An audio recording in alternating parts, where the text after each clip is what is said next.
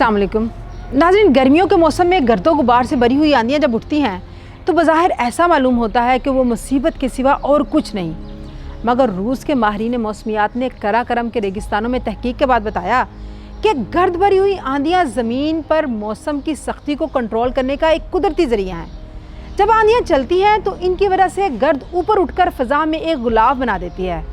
इस तरह ये आंधियाँ ज़मीन की सतह को गर्मी की तपिश से महफूज रखती हैं। खुदा ने हमारी ज़िंदगी का निज़ाम भी कुछ इसी तरह बनाया है कि हर मुफीद वाक़या किसी पुरमशक्क़त अमल के बाद ज़हूर में आता है।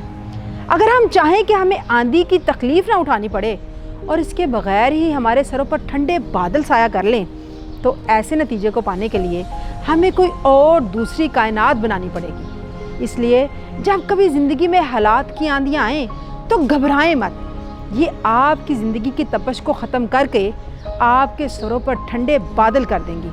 बस हौसला रखें और डटे रहें। हर मुश्किल आपकी ज़िंदगी को मज़ीद आसानियाँ देगी।